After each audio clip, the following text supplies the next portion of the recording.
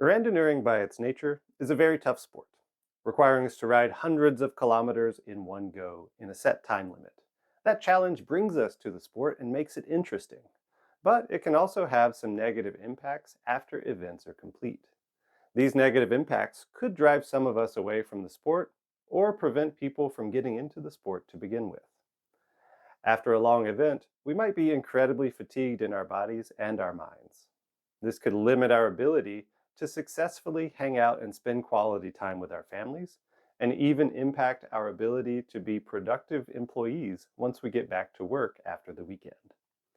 I think there's a way around this, though. We need to make randonneuring sustainable, not just by the individual event basis, but also over the course of our lifestyle and our engagement with the activity.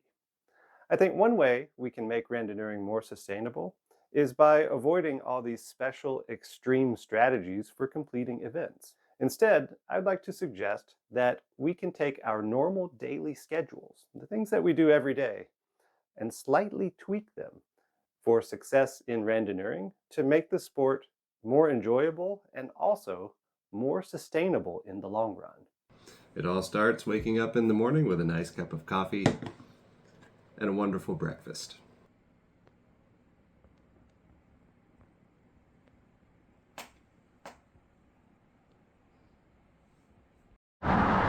After breakfast, you get dressed in your best gear, your best equipment to look nice, and you go clock in.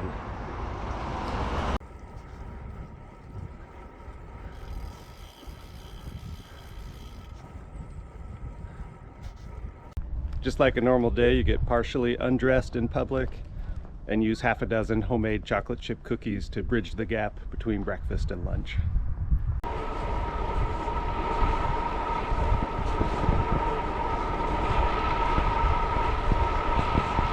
Every normal day needs some lunch, so how about some countryside Chinese food? 밥 나와서 갖고 가는 거 먹고 채우는 것까지 다 세줘. 나 그런 데 처음 봤네. 군인들이 많으니까.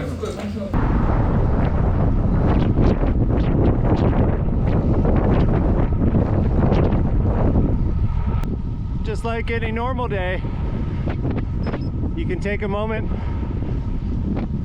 and consider if you need to dedicate yourself to aerodynamics or being a weight weenie, or perhaps both.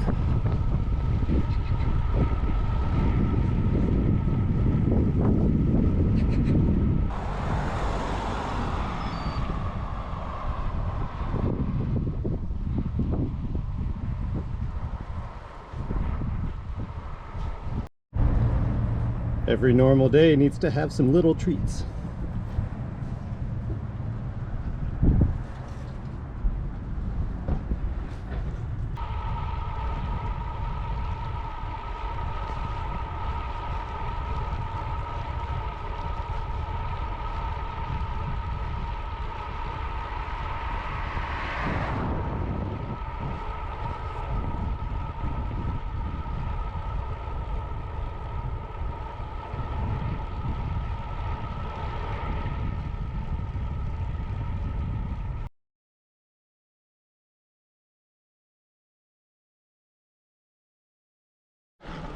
Another nice normal day thing to do is to appreciate the sunset over the lake. Randonneuring's really nice. Chicken mayo, 1+1. Meal replacement drink, 300 calories. Breakfast cake.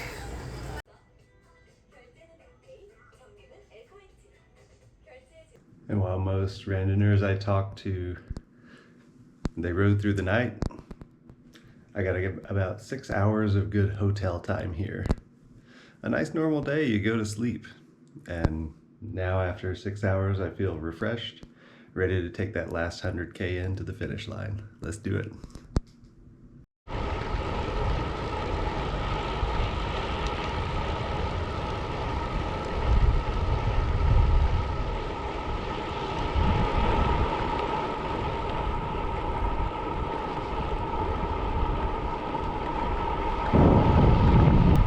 Absolute monster on the Brompton.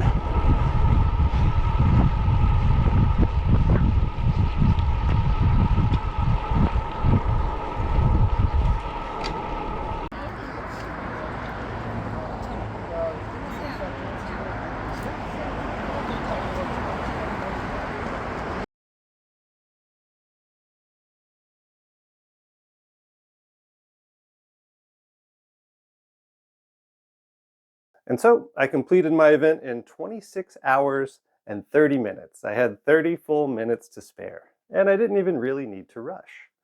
6 hours at the hotel meant about 5 hours of sleeping time, and so I was pretty well able to just take a bit of a nap and have a normal day after I was done.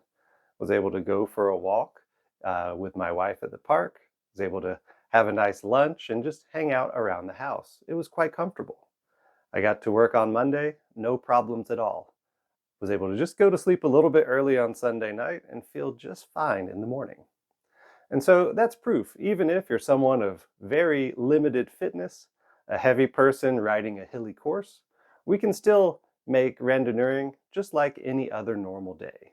With proper pacing, good fueling, nice equipment choices, this can be a really sustainable hobby to continue on for many years to come. I hope you're able to enjoy it too. Let me know what you think about this strategy and if you'd like to use that for your next brevet. Ride safe, everyone. See you in the next video.